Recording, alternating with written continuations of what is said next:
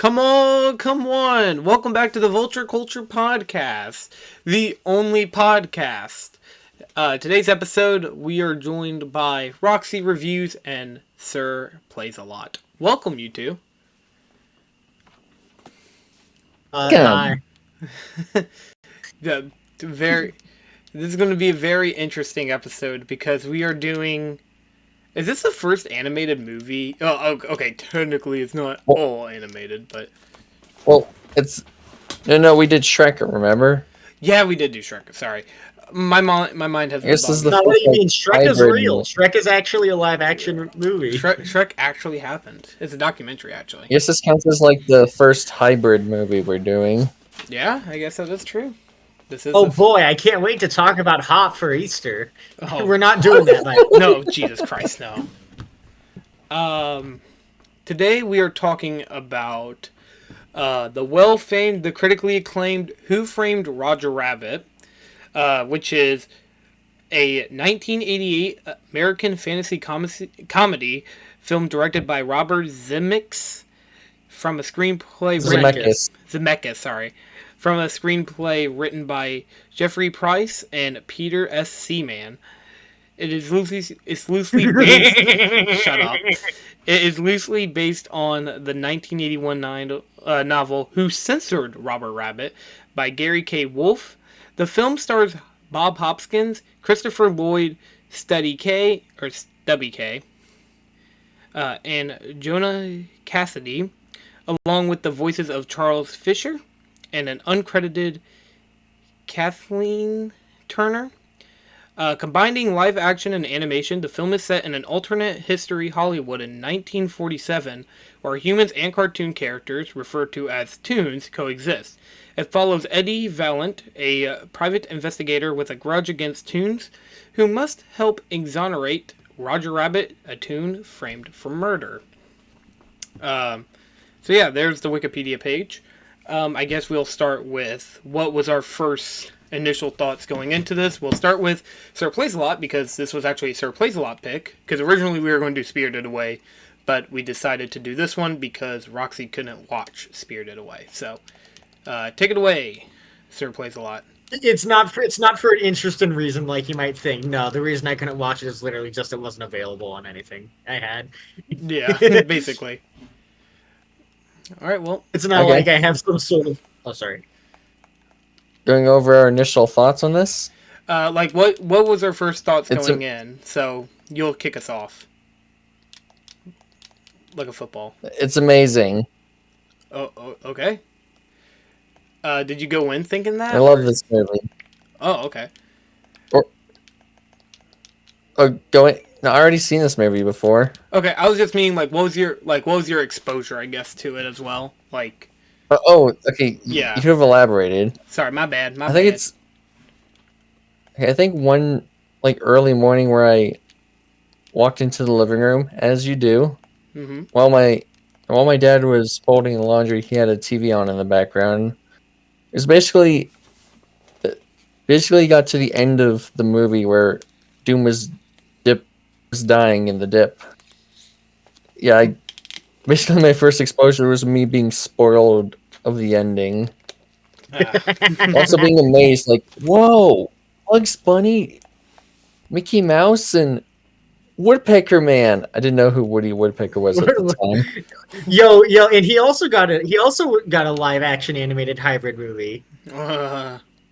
Yes, because Brazil is obsessed with Woody Woodpecker for some reason. You're gonna go to Brazil now that you've said that. Oh no. Anyway, sorry. So that was your first time seeing it? Yeah, my first exposure. Yeah. All right. Roxy, what was your first exposure and initial thoughts? I think my first exposure was seeing Jessica Rabbit fan art on DeviantArt one time. And I was like, why the fuck is this character's name Jessica Rabbit? When she's a human. Again, I guess Michael J. Fox from Back to the Future. From Back to the Future, it's a fictional character. I guess Michael J. Fox is human. Oh boy. You know, the real guy from another who was in another Robert Zemeckis movie. You know what else? You know what else Robert Zemeckis made? The live action Pinocchio remake. Oh my god. Oh no, his career really fell off. It Yeah, seems like it. I think he's the definition of I think he's the definition of the phrase "fell off."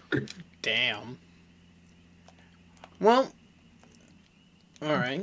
So that was your first exposure. Um, No, but then like my parents like saw that it was on Disney Plus one night and they're like, "Yo, that movie's really good. Have you seen it?" And I was like, "No." And they were like, "You haven't seen this movie. This movie is really good." And it was. all right. Um, I guess I can say my opinions real quick. I think my first exposure to this movie was I think Angry Video Game Nerd had a video going over. I Let me make sure. Yeah, I remember he had an episode going over the game, Did he actually? and by the end of it, Cause I yeah, think and by the end of the video, he was like, "Game sucks. End of story. Want to nail Roger to the fucking cross." I want to nail Roger. yeah. Oh jeez. Yeah, I remember watching this video, and I was No, like, I'd play patty cake with him any day. that scene is so funny. Oh my gosh, we'll talk about the plot later. But my God, I love that joke that they make. But anyways, I watched the movie, and I was like, oh my God, this movie's actually really fucking funny, because like. This was my first time watching it, by the way. I never watched it, but I did see that, and I was like, oh, it's based off a movie. Well, too bad I don't think I can watch it on anything. I didn't, honestly, before this, I didn't even know if it was on Disney Plus. I didn't even know Disney had any fucking rights for it. Like, Disney made it, and honestly, I think that's hilarious because Yes. yet the Owl House is. Which, by the way, okay, so we all know that the whole Owl House Disney brand thing is obviously just like homophobia, transphobia, that sort of thing. Roger Rabbit has two men kiss twice. yeah, no, and it is, that is true. We honestly, when we do an L House episode, we could talk about that fucking Disney brand bullshit because my God, We just make an entire Disney brand episode. Which, by the way, Rick and Morty's on Disney Plus. to The be show where a 14-year-old got sexually assaulted by Tom Kenny is on Disney Plus. exactly. Anyways, Yep. like I know exactly what scene you're talking about because we're gonna be doing a Rick and Morty episode soon. Anyways, I'm getting way too off topic. But yeah, watched it, thought it was funny. But before we get into like anything comical related, I think the main thing we should talk about is the animation, and we'll start with Sir Plays a Lot. What do we think about the animation? It's still animation and effects. Like yeah, we can go over both like, the into effects one. with that. Yeah, It's amazing. It still holds up incredibly well. Although rewatching it recently, aren't they some of them like transparent? Like under I certain noticed that lighting. as well. Like, I noticed you could see like the outlines and where the cells were cut and stuff like that for some of the Yeah. characters. yeah, I definitely Which noticed I that only- too, yeah. Sorry. Which I was only able to notice because I was watching it like in the dark and with my MacBook like a foot away from my face. Mm-hmm. Maybe this is why I'm having eye issues. Well, I mean, to be fair, like that's what I think I said it to you privately before we watched this, but I said it's not seamless, but it is really close. Yeah, like they actually, It's close to perfection. yeah, they actually did a really good job kind of making it a good mix of it.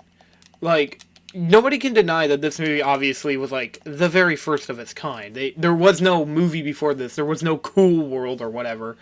Like, It was the first movie ever. no, it was like the first movie to ever do something like this. I mean, Do something like this. yeah. I mean, yeah, there were like yes, Pete's Dragon and Mary Poppins, but the characters looked flat, and the actors never looked like they were actually like looking at them. Mm-hmm. Well, there was This- that time where Jerry from Tom and Jerry danced with somebody. and then Oh yeah, they redid it for Family Guy. There was also but here they actually took the time and effort to use more advanced techniques to make it look believable. yeah, they. Like they, Oh, sorry. like Go ahead. even after knowing all the behind the scenes trickery, I still believed that they were really there. Like the tunes were actually in our world. Yeah, Yeah, I like that the only stuff that was I like that they interact with real objects. It's not just whenever they interact with something it's a tune version. No. Whenever they interact with something that is a tune, it makes sense because it's set up in context of them either being in Toontown or on the set. yeah, and I mean, there was one scene I noticed where, if you look at the gun Yosemite Sam gave to fuck, why do I keep forgetting his name? Eddie. Eddie Eddie. Valiant. Yeah, yeah. When he gives the gun, like whenever you see him with the gun, there is a scene where it's an actual prop and not animated. Like I'm trying to think like where exactly I saw that. I believe it's when you see Eddie and Jessica Rabbit meet for the first time.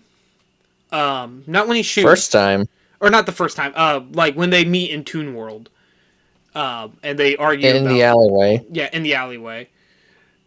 Um, but yeah, it's they did a really good job making this world seem believable, like both Toon World and um the real world. You know, like they obviously the real world will always look real, but to an extent, sometimes there's fiction. I realize what I said there. No, but they implemented the animated characters in well enough so that for most of the movie, and like with the shadows too. I don't know if you noticed that, but they Yeah, have shadows. yeah. The shadows also look really nice. I was gonna bring up how uh, there's one joke I really like, and it's whenever he sneezes and his shadow turns around and says, huh, "Bless you." He's like, "Thank you." Gesundheit. Oh, Gesundheit. That's what it was. And I remember, Thank you. yeah, thank you. I just thought it was really funny. But yeah, they did a really good job There are a blending lot of everything. great visual gags here, Yes, I in agree. both tune and live action. I think I think one of my favorites was with Roger in the bar. He's like, "No pain," and just the record scratch, Mm-hmm. He's and he like, no repeats it pain. over and over until Eddie stops him. Yeah. He's just no Also, pain. in general, this movie's incredibly funny. Like I laughed a lot during my most recent Yeah, rewatch of so this. it feels like it's kind of like Wreck-It Ralph with all the characters and stuff, and it feels like one of those things where the people made it who are like writing based off of a certain type of media or thing. It's like they did it also kind of like FNAF where it's clear that the people who made it did enough research to do a proper parody. Yeah, or even like, Yeah, this does feel like a love letter to classic tunes in the golden age of Hollywood. yeah, they did a good job blending them together. Is what I would normally say. Is that it's a good blend between, as you said, like old Fleischer Disney cartoons, and like even like some of the background characters. They're not just the popular ones. Yes, there's a lot of popular ones, but like the crows from what was that one movie? You can see them playing in the background. You see Betty Boop, which yes, Betty Boop is popular, but you get what I mean. They did a good job blending everything well enough together to where the world looks believable, and you can buy into that this world is cartoony bullshit, but it's nice, and it looks nice, and I'm glad they stuck with 2D animation and didn't try ever attempting 3D, because Well, yeah, because this was made Bro, like we got fucking before Crash Bandicoot Pixar. graphics. yeah, because it would have been I mean, like, there is the CG with. sorry, I mean, there is the CG with like Doom after he got flat, but that's about it. yeah, Which looked really weird, but in a good way because In a it's good way, supposed to because be it makes him unsettling. come off as more creepy and unsettling, mm-hmm. especially when he's like, "Not just any tune."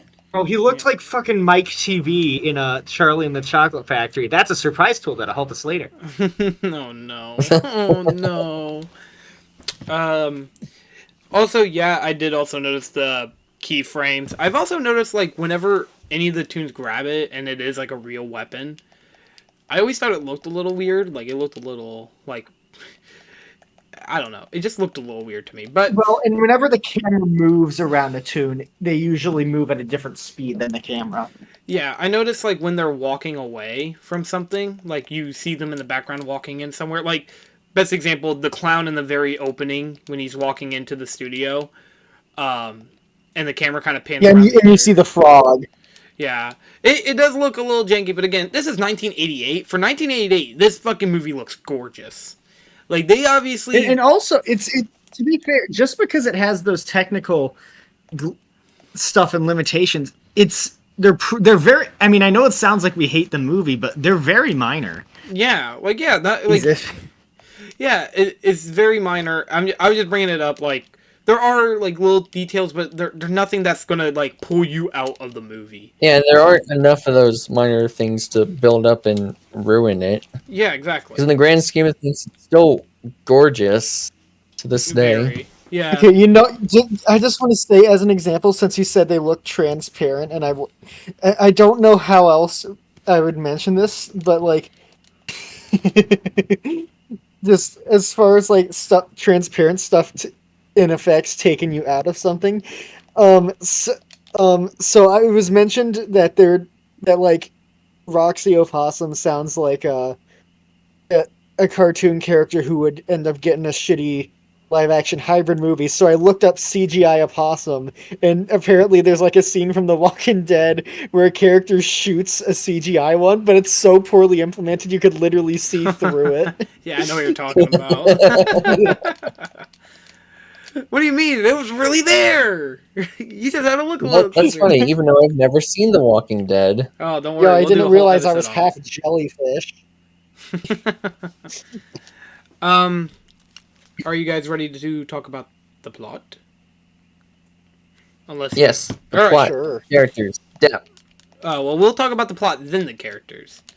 So go ahead, Sir Plays a lot. What do you think about the characters? I thought we were talking about the plot. Oh, sorry, the plot. Oops. See, I fucked myself up, man. What the hell is wrong with me? Anyways, my Cameron, bad. shut up! You're gonna laugh yourself to death.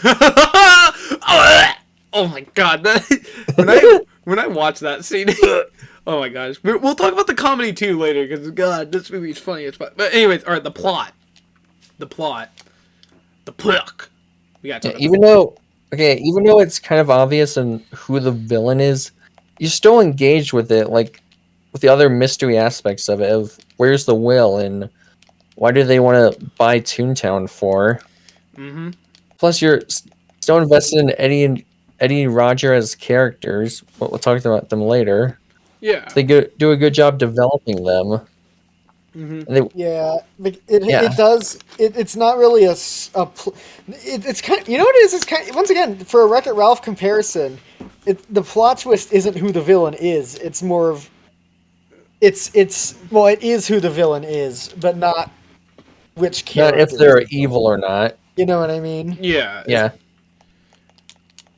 Like, I think the best way I can go about it is like the movie's characters that like or the plot itself of what we see of like what happens in the day-to-day life of Toontown.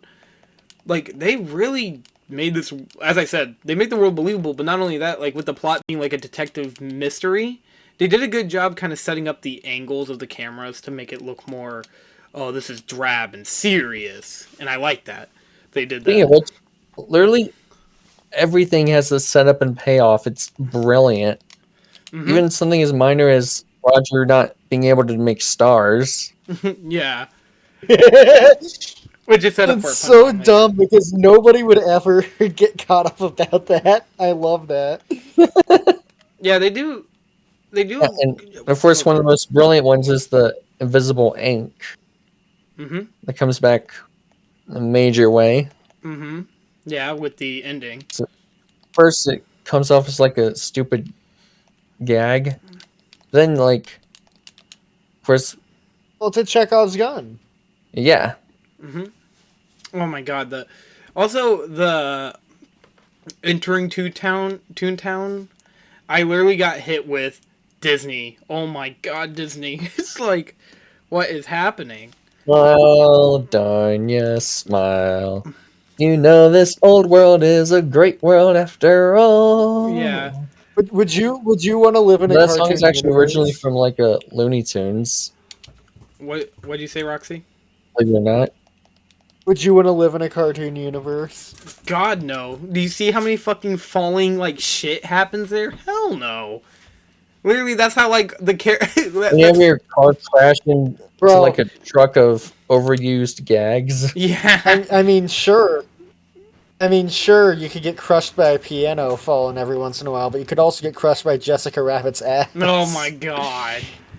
I think what makes it even better in this movie with the comedy or like with the plot specifically is that like there are serious moments like obviously in the movie theater when they talk about what happened to Eddie's brother, like they do a good job like kind of paying off a lot of this stuff as you said, because like we didn't know how his brother died. All we got was his brother was killed by a tune, and then of course the ending shows that that tune is still alive, and it's a pretty great twist. Not gonna lie, I love the twist in the movie. Well, speaking of his brother, I think one of the most brilliant moments of visual storytelling is like when we're back at his office and like slowly pans out to photos of him and Teddy Valiant, like Mm-hmm. I think it's how they really got cool the that career that's started. Like sorry. they have a fondness of Betty, as stated earlier. Mm-hmm. They used to I work think as it's really clowns, then cops, then fuck. I private never know when to detectives. talk. Even have Yeah. some of the even have, I'm trying to explain. Sorry. Even have some of the cases they worked on, like clearing Goofy of spy charges. Yep. I was gonna bring up one more I thing, but think it's a sorry. Go ahead, I Roxy. think it's especially cool. I think it's especially cool that that's all done in one shot. Mm-hmm. And then it pans into the next day. I thought that was really cool. It's like he got It's a very well directed movie, How of did they even course. do that? Like, never mind the fucking. Never mind the tunes. I want to know how they did that as well. You know, like I said, it's a well directed movie with both the live action stuff with Robert Zemeckis, and of course the animated stuff directed by the late Richard Williams. Mm-hmm. Oh, and also, like, you know what's funny? This might be the only movie where I've seen the behind the scenes stuff explaining how they did some of the stuff, and I'm still just like, how the fuck? When I actually watch it. You know what I mean? Why the And fuck? yeah, Yeah. Um, before we move on to like the next segment, if anybody else has anything to say, I was going to bring up the fact that this movie not only just like with the plot being kind of simplistic is a murder mystery, like, and it keeps you intrigued throughout the entire thing of like you might already know who the villain will be, but you also will kind of be like but there's this that we don't know about, so on and so forth. What really caught me off guard was the use, like as we brought up, like the animation and the cinematography and everything. It looks really nice. I like how most of like the action kind of happens during night. Like aside like the one shot of them talking with Doom, Judge Doom in the bar, there isn't a whole lot of just action scenes during the day. It mostly happens at night. Like yes, the car chase happens during the night, but aside that, like I don't really know if there's any a whole lot of them just of big action scenes that happen at night. And I think that's cool that like a lot of it's relegated to the daytime. I just think that's a really cool attention to detail, I guess. Like it's just nice. And also it kind of hides the tunes animation just a little bit. Um, and also how everything is so fast paced and zany. Well, and Oh, go ahead. Sorry. also you don't have to focus as much on the lighting of the characters Yeah. in that case. Yeah. Also, I know we're not talking about comedy yet. I love the fact that that this all starts because they reveal that Jessica Rabbit was playing fucking patty cake with Yeah, which is like a really great subversion because at first you think, oh, it's a metaphor for sex. It was like, no, no, they they were actually are playing patty cake. yeah. It's just so And they dumb. even say sex in the movie, where he's like, "This is all a conspiracy of drugs, sex, No, it's and like no, it's a story of greed, sex, and murder. I don't know why. I don't know why my mind went to drugs. I don't think there were any drugs in the movie.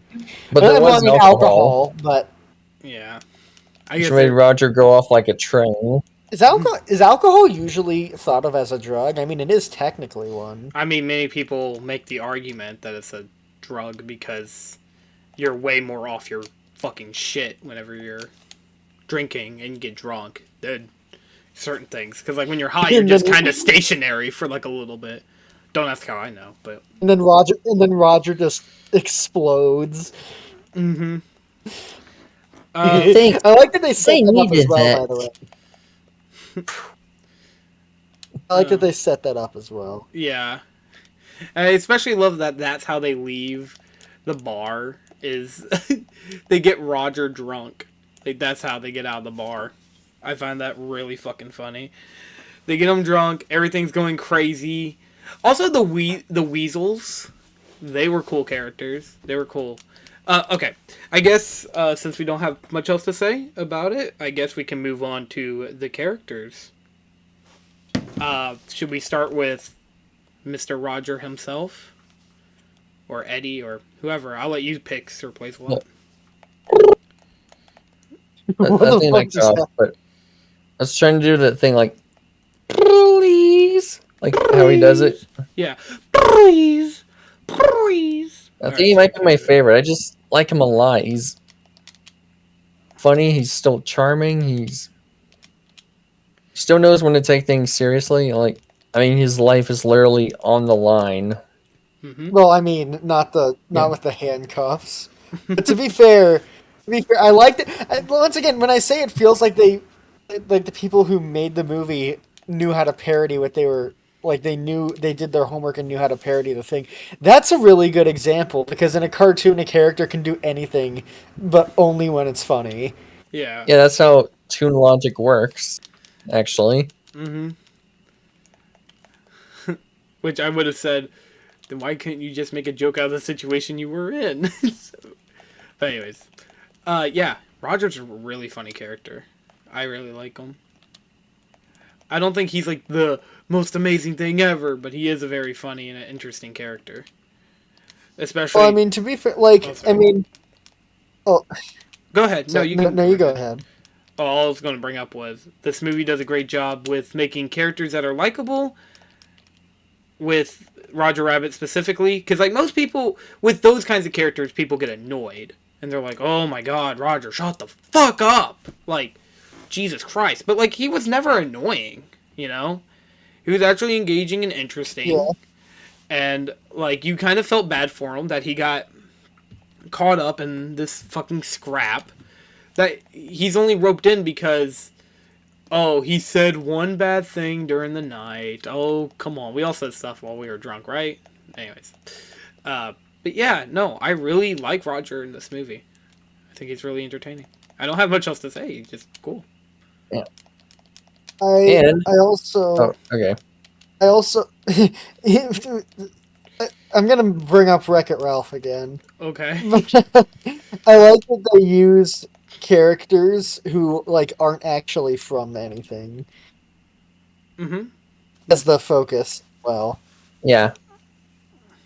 I don't know. I feel like it would be weird if it was just an actual character. Like, how weird would it be if it was like Who Framed Goofy or something like that. Who framed Mickey Mouse or something like that? Yeah, I agree. And also, Oh. I like that every character agrees. I like that everybody except Eddie because he's not a toon. I like that all the toons seem to think that. I like that the toons agree that Jessica Rabbit's the lucky one out of the two. I think that's great. And the only reasoning for Speaking of why. which, Oh, yeah. Go ahead, sir. now Sorry. now talk about Jessica. I was gonna say, Well, and then when Eddie asks what she even sees in him, she's like, he's funny. yeah, he makes me He laugh. makes me laugh. Sometimes a girl just likes a guy who makes them laugh, A and woman that's appreciates a man who can make her laugh. how my parents initially got together before splitting up 15 years later. Oh.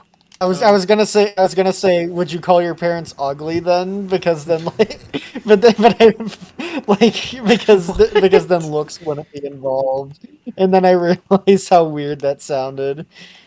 I was gonna say Would you actually, call your parents ugly? no, because then I'd kind of be insulting myself too, a No. little bit. No. Yeah, Jessica Rabbit though, Okay. very cool cat. Uh, well, she's less attractive than her husband, but she still has it going on.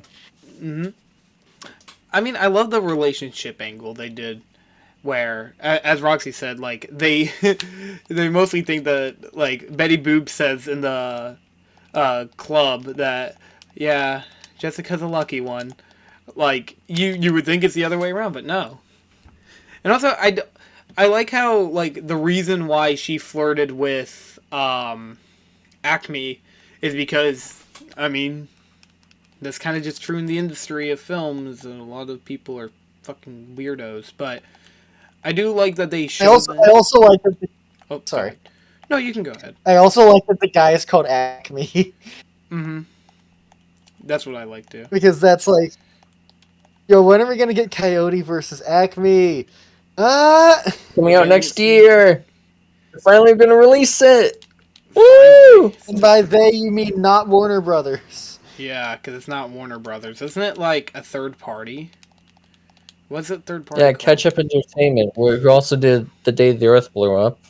Dude, David Zaslav is like allergic to making money that Warner Brothers doesn't already have because all he knows how to do is a fucking tax write-off. Yeah, God. And maybe he's the one who should get dipped. Yeah, can somebody dip David Zaslav, please? that is shocking Like, that we're no, not going to get that. Actually, no. I'm pretty sure David Zaslav is just Judge Doom. He wants to nuke Toontown. Oh my god, we figured it out! Another DC live action TV show. Somebody run him over with a steamroller and see if he gets back up. For legal reasons, that's a joke. For legal reason, that the joke is serious. Please don't sue us. Please don't sue us. We're just kidding. David Zaslav just teleports into the VC and is like, I was going to give you a roles in the next Looney Tunes movie, which I was actually going to release, but now... Now we're just gonna roll you over with a steamroller. What? And I'm going to have no consequences because I'm rich! I was about to say that. But anyway, back to Jessica Rabbit. I do like the relationship between Jessica and Roger. I think it's really sweet and wholesome. And I think that... I like that the movie... Oh, sorry. No, go ahead. You're good. No, go you go ahead. I feel like I keep accidentally interrupting. And then... It's okay. It's Discord and lag and shit. It's alright. Okay. Well, in that case, I like that they don't really make it clear whether or not Jessica's actually good until near the end. Mm-hmm. Yeah. That they keep And you yeah. second guessing because you're like, when she fucking hits him on the head with a shovel A frying pan. or frying pan. Which yeah, it makes sense because like he's a toon, so that wouldn't cause any permanent damage. And I love how... You know what I mean? Yeah, I also love how she tells Eddie, like, I wanted to, like, when they go to the building, she's just like, well, I didn't want him to get hurt, yet she says that after hitting him with a fucking frying pan. It's like, I get that he's a toon and everything, but Jesus Christ, man. Still hit him with a frying pan. Kind of a dick move. Well, he did drive away. He's like, Yeah. also, I just now got the joke when she was like, my honey bunny is never good behind the wheel. A better lover than a driver. You better believe it. Yeah. Like, How up did until you this not rewatch, I understand just that? got that joke somehow. I was gonna bring up. Oh, I caught that. I was like, damn. Okay. Okay. Why did you wait? How did you just get that now? I don't. What is there to misunderstand? But yeah, I'm sorry, I don't get Okay, it. I'm better lover than a driver. true. Better How's lovers. this not sinking in? No, I mean I got it. I thought it was funny because I was just like, damn, okay. Am I the stupid one here? I don't. Well, okay, that implies that I'm calling that implies that it means that's not what I meant. No, It implied anyways, No, that no, it implied you're the that at one who least one of usually us is makes the sex stupid. jokes, so true. Anyways, another thing about Jessica that I thought was really funny. I don't know. She just makes me Nice laugh. booby trap. God, when I heard that joke, I just kind of rolled my eyes. I was like, of course. This is why wouldn't they say that? But I did think it was funny. let's say what? Whenever like the guy, when the weasels goes to Frisk, he puts his Oh yeah, hand nice in booby his, trap. yeah, nice booby trap. And I was like, I heard that and I just kind of rolled my eyes. I was like, oh my god. Of course they made that joke. I mean, it's not a bad joke or anything. I just kind of went, yep, booby trap. Hardy har. Gotcha. I gotcha. I see what you were putting down. A booby I trap. love boobies. I love traps. It's a combination that works. True. But another thing I wanted to bring up was how, I mean, it's not only just that we never find out what her true intentions is, but also, like, when she's like, oh, well, I would never cheat on Roger. But it's like, you play patty cake. That, I mean, like, I wouldn't think that's a bad thing, but, like, in this world, it seems like that's, like, a big deal. But, I don't know. Well, I she mean, technically had to pose for them, or else Roger would never work in this town again. yeah. I do I like that. couldn't do that. I'd do anything for my husband, Mr. Valiant. Mm-hmm. Anything. Exactly. She's Bro, Cheat. I can't believe she did patty cake with somebody who wasn't Roger and wasn't me. I'm so upset. Roger or me. I want to ask, like, with this being said, I don't. Do we have anything else we want to say about Jessica before we move on to Eddie? Oh, sorry. I just want to say on the topic of tunes, this has to be the horniest movie about racism being bad I've ever seen. It definitely is one of them. I guess if you think about it like that. Dude, like, oh my god. Especially with all the jokes. I mean, dude, like with Roger and Eddie kissing twice, that was hot. Wait, what was that? Hold on, let me get my phone out. I gotta record that. Wait, I already am. Anyways, You're already recording this. exactly. I guess we don't have much else to say about Jessica Rabbit. I guess we can talk about Eddie. Oh, he I was guess technically the true main character of this, Yes. as he goes through an arc. Mm-hmm. His character arc. played by Bob Hoskins, who went on to be in Son of the Mask. In the live-action Mario movie. Oh yeah, he got drunk in that movie. And I think that's You know fun. that he almost got killed on set for that. What? Yeah, Did he really? unfortunately. Yeah, there was like a proper something that almost stabbed him in the chest. Oh my god. Oh god. Yeah, his career really went downhill after Who Framed Roger Rabbit, fortunately. I know he's a very popular guy. I wonder what else he played in. Oh my gosh, he played in Five Nights at Freddy's the movie too. Holy, no, I'm kidding. Well, he died in like 2014, I think. Yeah, unfortunately. May he rest in peace. Yeah. Yeah, he played in. Hey, you know what? At Good least he gets to be in one of the most iconic movies ever. Mm-hmm. I mean, I don't think.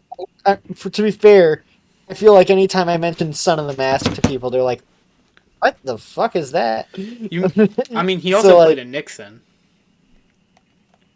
So I mean, I'm just saying. He also what? He played in Nixon. I don't know if you. Yo, my God, Bob Hoskins is a crook. That's crazy. That is crazy.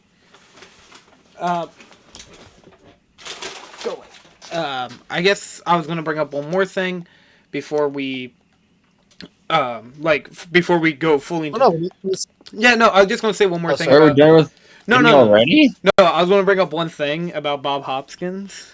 Uh, he played in a movie called Brazil, and it kind of made me chuckle. And then he played in a movie called Hook, and I was like, wait, didn't that movie like release recently? Oh yeah, he No. was played It- Smee in Hook.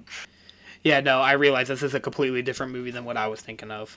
I thought they made like a You were thinking of Pan 2015, yeah, that movie. Anybody one else where want? pirates from like the 1900s, early 1900s, were singing a Nirvana song for some reason. Yo, they When did you it. said Hook, I thought of the movie where Robin Williams plays Peter Pan. Oh, okay. Well, let's talk about Eddie. Uh, he's pretty funny. I would say he made me laugh the hardest, probably, other than Roger Rabbit's goofy antics. He probably made me laugh the hardest with what he says. Again, we will cover Yeah, so comedy. whenever Eddie was doing something on screen, we were the weasels. Mm-hmm. Yeah. Weasel's really. But by the way, I like it. Oh, sorry. I mean, to be fair, with him like being around tunes all the time, it makes sense that he would know how to do all those things. But obviously, he wouldn't be in the physical training to be able to. So that was kind of weird. It was funny though, so I don't really care. Yeah, I mean, like Men in Black, this is like a type of movie where. Hold on one second. I'm gonna pause the recording real quick. And we're back talking about Eddie. Continue what you were saying, Roxy. I'm sorry for cutting you off. Oh, I was just gonna say, I think. Fuck! Now I don't even remember. I apologize. It is my fault. I have those moments too. I was gonna bring up how. Man, Eddie. Oh, sorry. Go ahead. No, you go right ahead, sir. Man, First, Eddie go ahead. Valiant. I was about to say, Eddie Valiant is such a cool character. I wish detectives were real. Detective Gumshoe. Hell yeah, my favorite Ace Attorney character. Anyways, yeah, So you were saying something about how it was like Men in Black. yeah. I was saying that this movie gives off a whole lot of Men in Black, like where it's one of those movies where it doesn't need like as long as like it kind of gets from point A to point B, the rest of the movie doesn't need to go like super hard or anything on plot. Like it didn't need a deep complex story. Because I mean, in all reality, It doesn't even expect you to. It doesn't even expect you to be confused or be like, "Ooh, yeah, exactly. what exactly is going on Yeah, here?" because they trust in the audience's ability to pick up things on their own. Yeah. I don't know why I was acting like I was going to say something there. I had nothing, but I agree. Like, Talking, I'm going to bring up a movie that did it badly. I Like mean, treated the audience like idiots. Ralph breaks the internet. that is one of them. No, I was just going to say. Since I kept, God damn, I'm on a Wreck-It Ralph rule today, and not the Wreck-It Ralph rule in the credits of that movie. Not the Rick roll. God, The Wreck roll. the Wreck roll. Anyways, continue. Sorry. I thought you were going to bring up But something. yeah, about so Wreck-It Ralph. Oh, go ahead. Sorry. I mean, I think with the movie taking place in the 1940s, it makes sense that Eddie would end up being racist against Toons because, like, people were people were more racist back then. Yeah. Even the way he just says tunes in the beginning makes it sound like a racial slur. Mm-hmm. He's like, tunes. Which I find this movie, like, with even that, like, even, like, referencing, like, the tunes of this world, they're not doing anything wrong, they're just being zany. I also like that some of them are, like, very popular, and there's some that, like, kind of went out of business, and that Eddie knows some of them, like Betty Boop, he knew who Betty Boop was, and that just shows that, yes, he did work with the tunes beforehand, but now he doesn't, because now instead, because of what happened with his brother, he's like, nah, I'm not doing this no more. Fuck this. I like that they never address where the tunes even come from. Like, were they created? Are they like a species? That was my Like in guess. the same sort of way, just like I guess colonizers came to the Americas and discovered new species. Were tunes just one of those species? Wasn't I feel like it's more Maybe it's like implied that they were drawn into existence. Because remember the line with Jessica? I'm not bad. I'm just drawn that way. mhm, Yeah. And to be fair, the ingredients in dip are ingredients for paint thinner.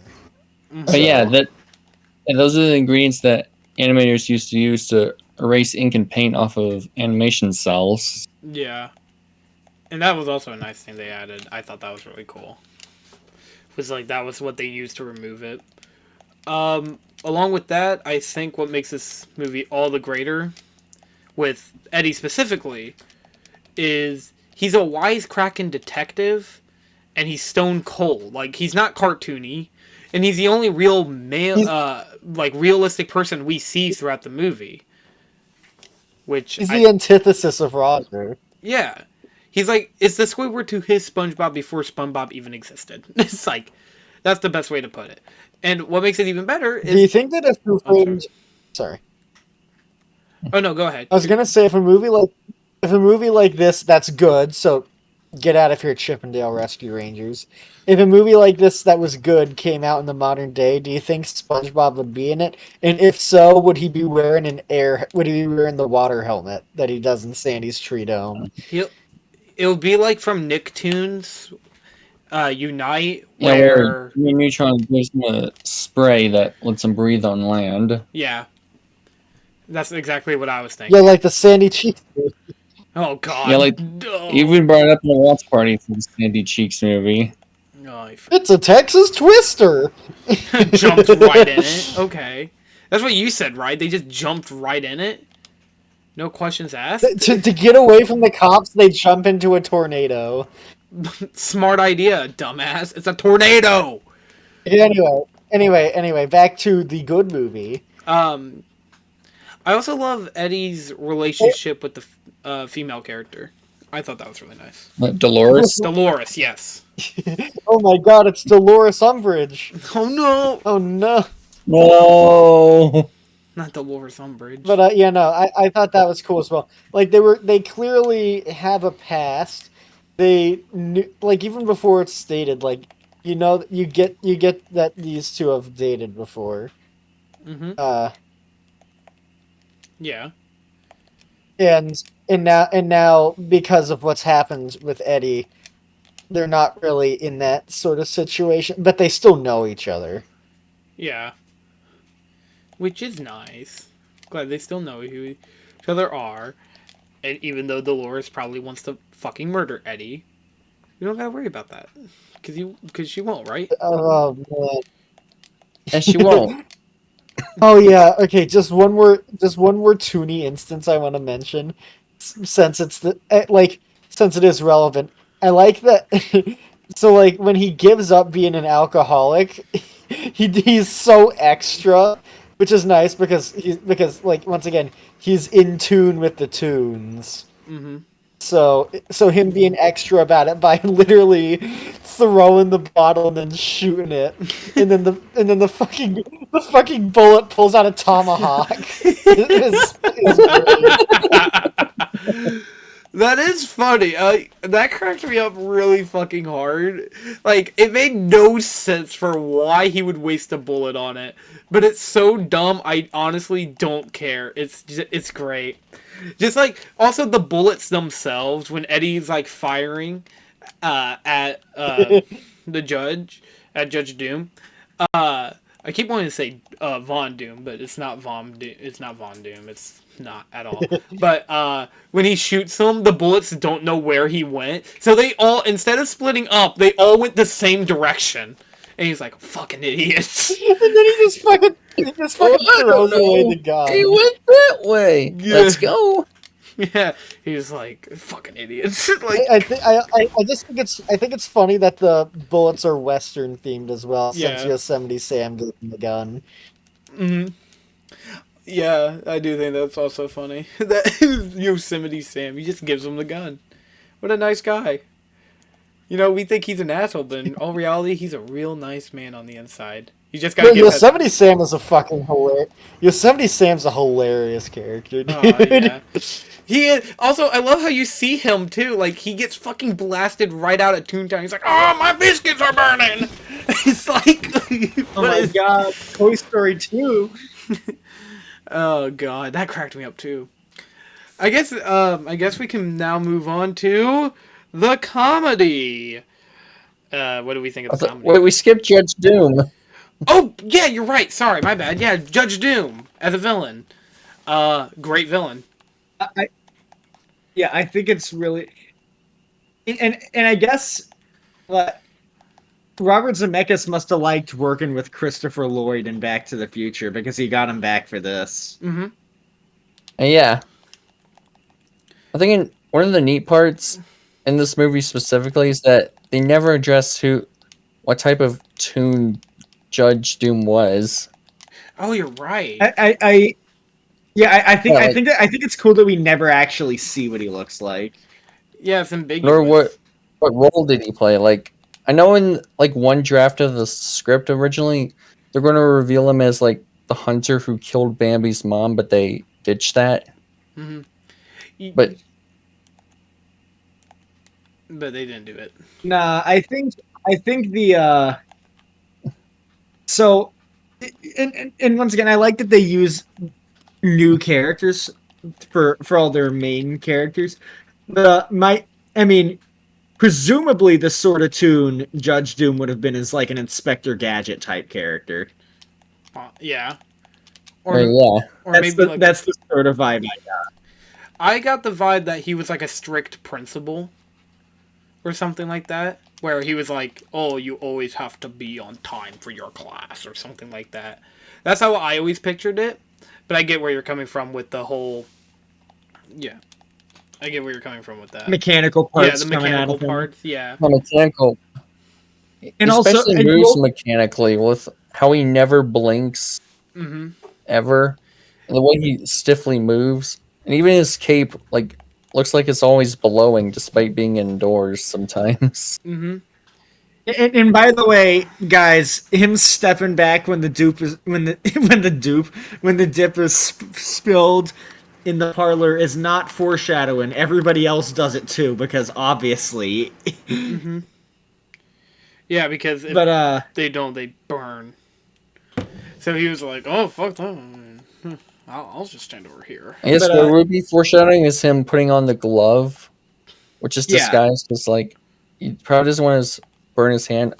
Also, I like how when the shoe gets dipped, its paint is all red, which is a clever way of like making it look like blood without raising the ratings. oh yeah, so Judge Doom, whenever he gets dipped, it's green. So was he like a non-human character, presumably? Yeah. Probably. Sorry, I'm trying to find something. I mean, Or was he like Entropy in Crash Bandicoot, where he's just inexplicably a different color? You know what? Okay, I don't know if I could say his name right, but do you guys remember Raiders of the Lost Ark? Doesn't he kind of yeah. look like the main villain?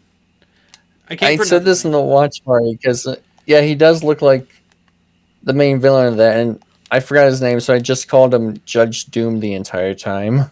Yeah, but he does look like him, The guy who does get his hand burned. and a little yeah. bit more than his hand. His entire body like melts. He's like, ah! Or I can't believe they dipped a Nazi. That's awesome. But I mean, that's just what I kept thinking the entire time. I'm like, oh my gosh, he looks like weirdly similar to him. Yeah, and he's a great. Christopher Lloyd does like the perfect job of making him creepy. Which, fun fact, they actually did initially hire Tim Curry to play Doom, but they rejected him because the people in the audition thought he was too creepy for the role. Oh wow. I mean, I feel like he would have. I feel like he would have done a good job, personally. But I Yeah. get it. Like Home Alone 2 is proof of that. Yeah. Creepy. And your pizza. Pizza. Uh, Your pizza. Have a lovely day. Yeah. Speaking of laughs, you all ready for the comedy? Yes. Okay. Yeah. I said this earlier, but this movie's incredibly funny, Oh my even god. now. It is gut-bustingly hilarious. I fucking cracked up so many times. Like we brought up the bullets, but like even not only just the bullets being morons, but also just the fact that like when they first appear, like when you first see them, they're all different. They don't even use all the bullets. They only use 4 of the bullets of the entire gun. There's like 2 left, but they didn't do anything. But I love how he was like only on special occasions. He pulls out this fucking briefcase that has them all, and he's like, "You all ready?" And they're like, "Yeah, we're ready, we're ready." And he wastes And his later, one he's on the just like dum-dums and throws them away. Yep. Throws the gun away. Yep. He's like, I don't need this. Uh, it was great. Like and also there's more, but okay, go ahead. Sorry. Yeah, because even the little details, like when the weasels laugh themselves and the blue one is trying to like pull his soul back in, that, Yeah. that cracked me up. Oh god, that made me laugh so hard. Especially the fact that like when he was trying to pull him back, he kept Even fucking just thinking laughing. about it, I'm just like, It's great. Well, there you go. That's how you kill a tune. Yeah, you just make them laugh. Just make them yeah, want rewatch. just make them kill themselves, Yeah. essentially. Jesus Christ. I do love how he just says like you weasels are gonna laugh to death, and literally that, and then he was like laugh to death. Eureka! I got an idea. And he's like, oh, you think it's funny? Yeah, and Oh, sorry. yeah, they laugh so hard, like Eddie's circus tricks, which again was foreshadowed, Mm-hmm. and like the desks, like his office, where see him and his brother used to be clowns before joining the police. Yep. I love the car. The car was fucking hilarious. How he was like, "You sit back, Roger. I'll drive," and he's a fucking car, so he's just driving a car, driving another car. I thought that was funny. I'll drive. I'm the cab. Yeah, I'll drive. And I do love the fact that Roger looks in the back and he's like, "Oh my gosh, is that you?" He's like, "No, I'm this guy. Get me out of here." I thought that And he got arrested for walking on the sidewalk driving on the It was sidewalk. just for a couple of miles. Yeah. because he's a car, so it's the same thing to him. And I like the part where he drives another car. Yeah, that is funny. Yeah, you've got enough driving for one night, Roger. Yeah. Because they did say. Benny's just so funny. Also, I love that you don't Too. see Roger drive, but like the next time you see him, like the car's completely fucking gone. It's like a wreck. Looks like complete dog I don't shit. even think it has It's a not ceiling. convertible. You're welcome. But I don't even think it has a ceiling when you see it. Yeah, it's all broke. And It's broke also, as I shit. like the detail. I like the detail that everything the weasels interact with is live action, since they're basically betraying the Toontown. Yeah, that's true. Yeah. I like that too. Or for And even their that's Mission car Villain's when they plan. show up, even their car when they show up in Toontown is live action. Yeah. I just noticed we forgot to mention the villain's plan when talking about him. Oh yeah. You realize that we're living in the timeline where he won, right? Yeah. Unfortunately, yes. And he's now taking the form of David Zeltz. Yeah. Well, I also just mean because his plan is to destroy public transportation. Mm-hmm. In a public town in favor of a freeway. I also love how the fact is See, we don't need to be energy efficient. You can have your own car. Mhm. Traffic jams will be a thing of the past. Just add one more lane. So That'll fix it. Yeah. And also, I love how like the joke is like whenever he stops the villain, he says, "Only a toon would think of that idea," and I just was like, "Oh yeah, only a toon." Oh god. It is funny Bro, though. I can't believe they put Elon Musk in this movie. That's crazy. Because keep in mind, Elon Musk is a toon. He paid to be in Rick and Morty. True.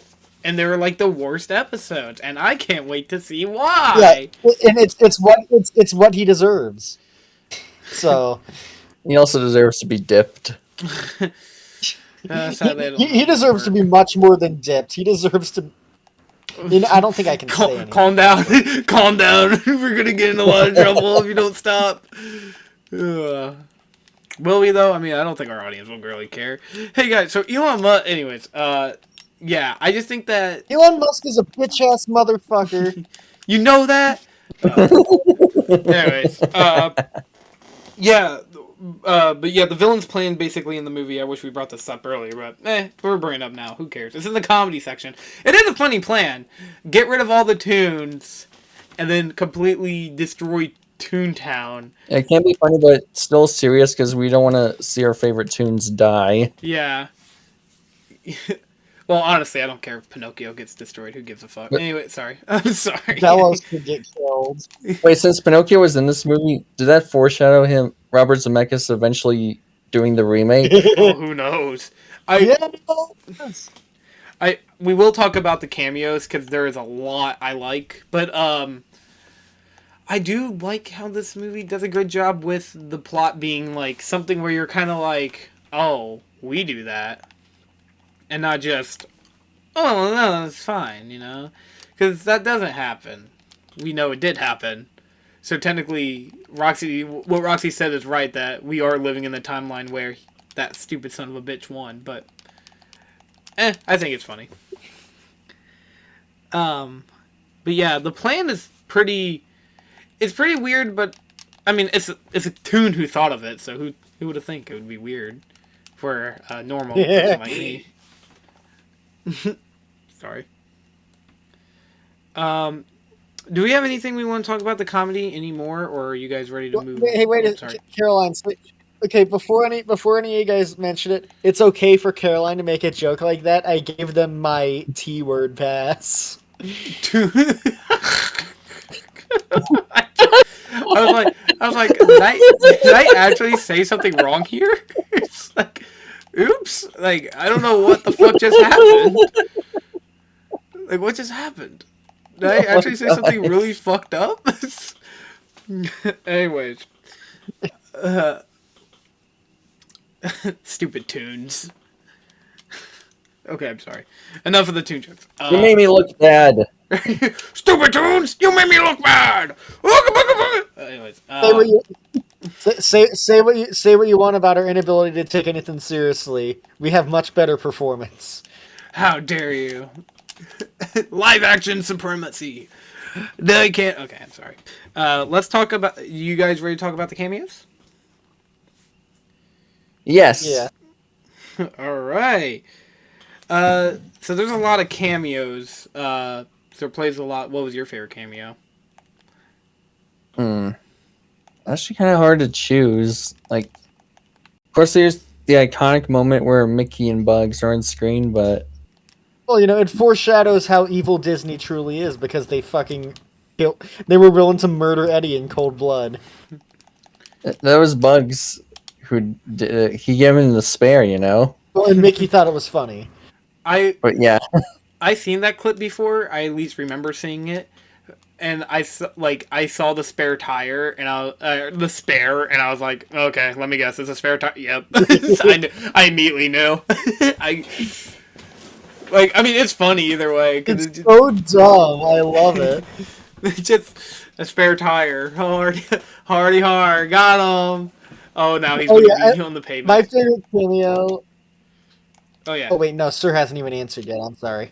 I guess that would be my favorite. Valid. All right, Yeah. Roxy. Mine would have to be Droopy in the elevator. Droopy. Going up, sir. Going up, sir. And then go up. Like, come on, that's just that's perfect. Yeah. Have a good day, sir. Like how mad he gets too. He's like, fucker. I guess I can say Tune. tunes. He sounds so angry every time he says it. I mean, again, I would be too if I got fucking crushed in an elevator or like slammed against the wall. Or my I brother like gets killed I by like that he Tune. operates by tune logic in Yeah. the in Toontown. Yeah. Except he doesn't die.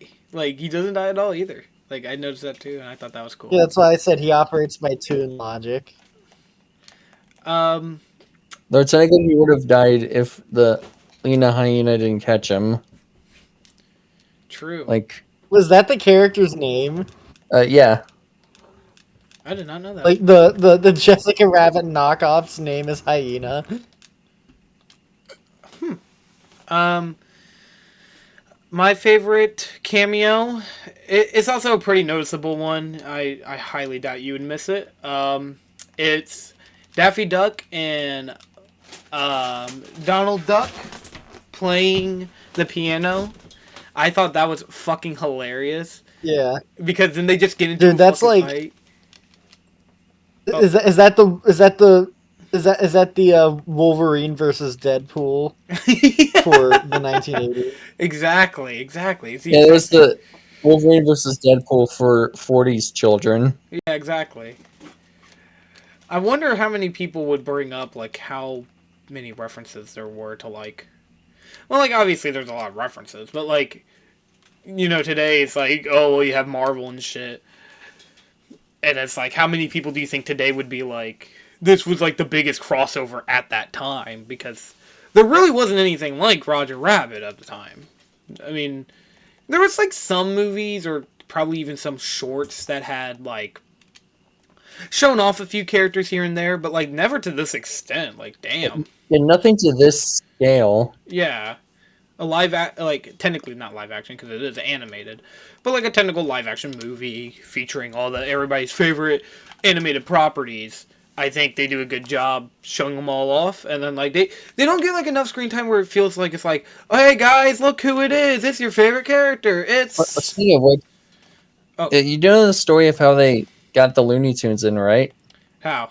Like Warner Brothers only agreed only if their biggest stars, Bugs and Daffy, got the exact same amount of screen time as Disney's biggest stars, Mickey and Donald. Hence why they always share the spotlight together.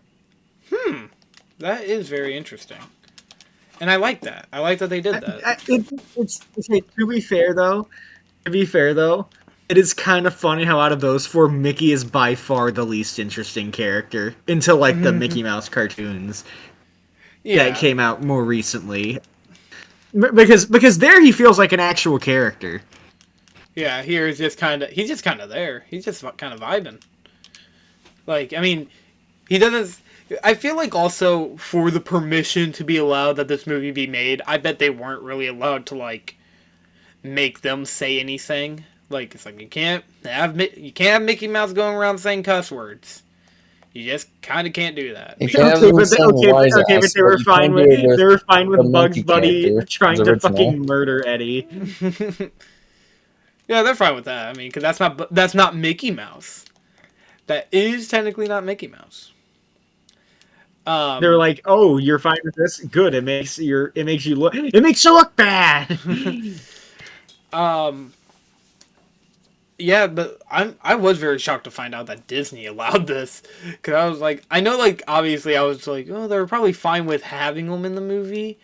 I don't know if they would be okay with it like producing this movie, but no, they were 100% okay with it. Yeah, hence why when this originally came out, it was published under Touchstone Pictures, which was Disney's like adult brand at the time. Disney brand, But everybody. to still be rated PG. Oh, This was yeah. back when PG actually meant something. This movie's PG, but it's literally for kids. No, it's PG.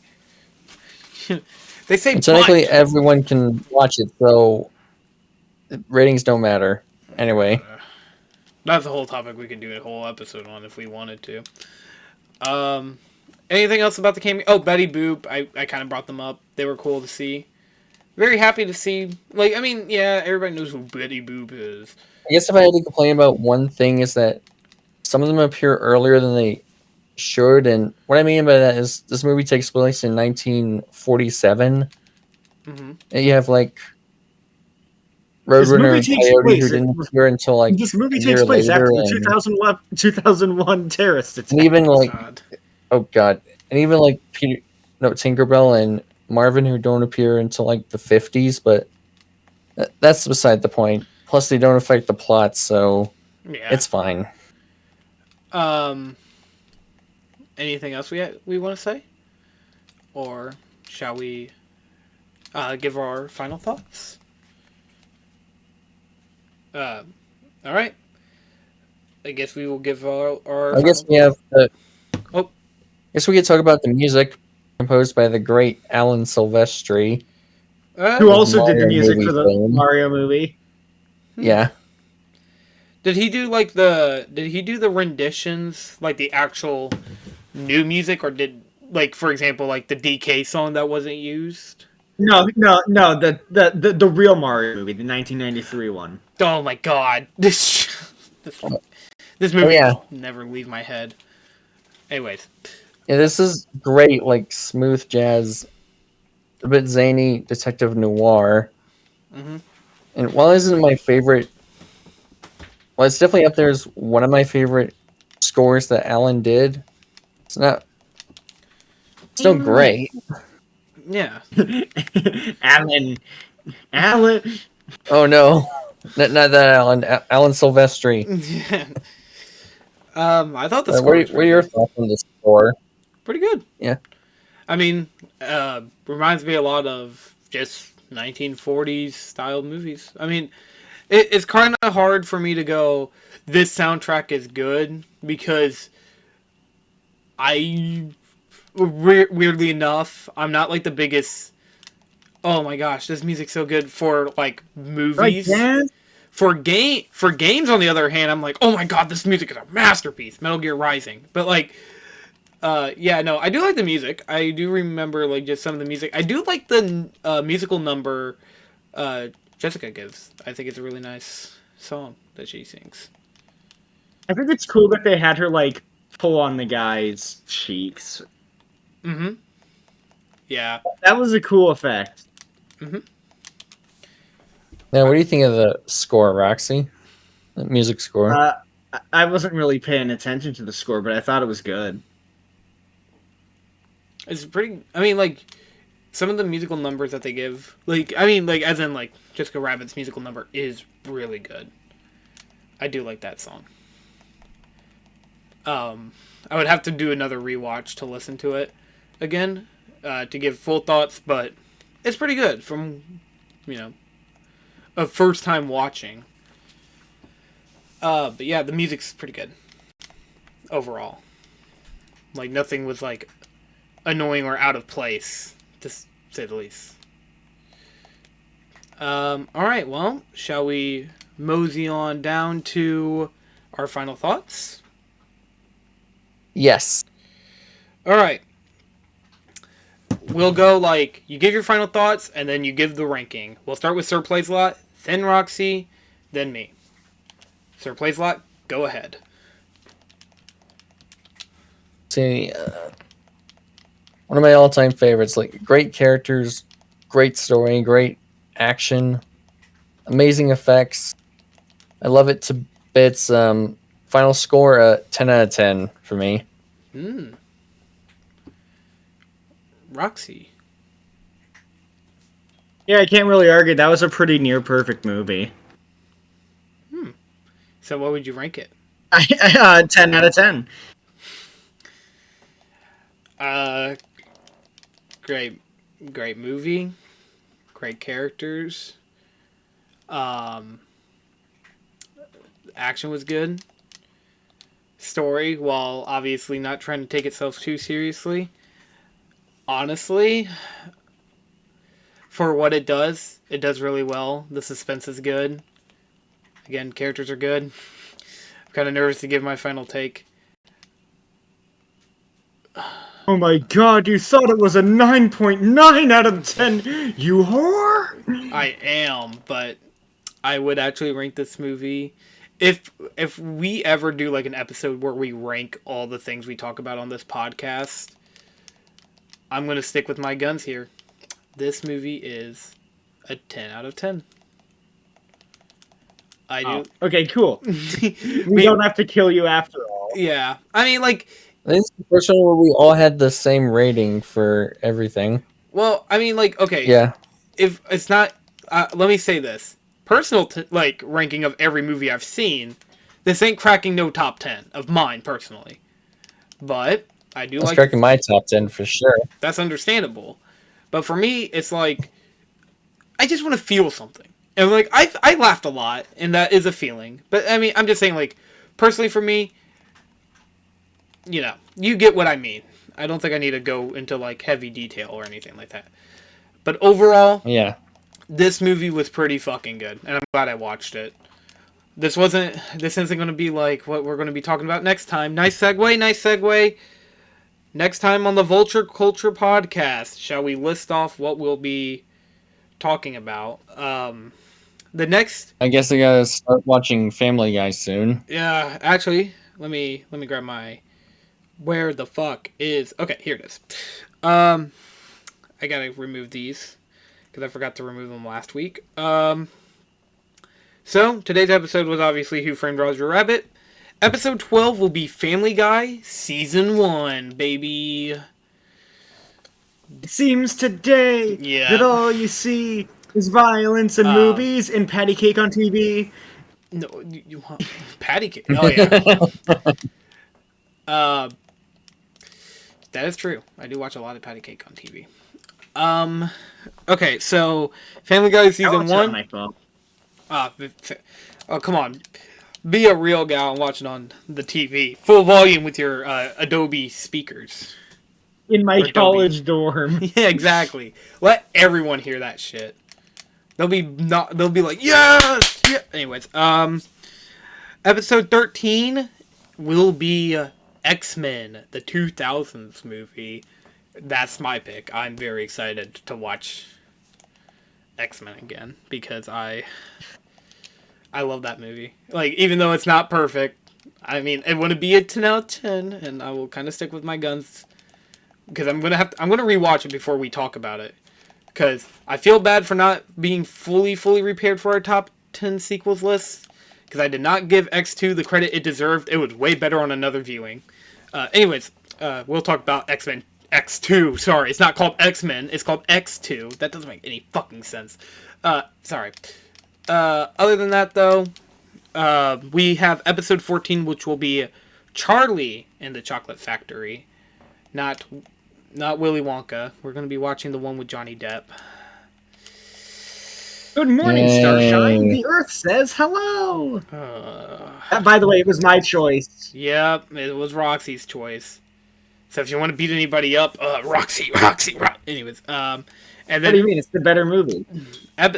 Episode 15 will be our top 5 best TV shows list, which Sir Plays a Lot has picked. Yay! Exactly. And I already have it prepared, like weeks in advance. Good. I mean, hey, Nice. that's nice. And then episode 16 will be our very first ever sequel episode. We haven't said what it was because we kind of decided to do this a little off the cuff. Episode 16 will But I be... mean, to be fair, you can take your bets. Actually, whoever first guesses it, I don't know, draw you or something. We'll give you a cookie emoji. We'll give you a cookie emoji. Good idea. That's so much lamer than my offer, but okay. But I kind of want to say it, but I don't want to spoil it. Don't say it yet. Episode 17 will be Monty Python and the Holy Grail, picked by Sir Plays a Lot. So we got a lot of Kino things in store for you folks. So hopefully you all are excited. Episode 18 and beyond we have not picked. So, we won't say. I mean, we have picked some of them, but they're not all perfectly divided equally. So, I don't want to say it and be like, oh, well, yeah, we picked it, don't worry. Because that'd be stupid. Well, I think today's episode was pretty fun. This was the first episode we gave the same ranking to. So, hey, that's something you could say about Roger Rabbit. It brings the whole family together. I think. Nothing brings the family together like perfectly watching. Represents the Disney brand. Nothing brings the family together like Bob Hoskins making out with a cartoon rabbit. Exactly. I would like to thank you all for watching this episode of the Vulture Culture Podcast. If you want to find any of our hosts, we have links down below to stuff like our certain Discord servers and links to Letterboxd and so on and so forth. Won't list them all out here, but you can go check them down in the comments below. And shall we say it? Are you ready to say it? Yep. All right. That's all. That's all, folks.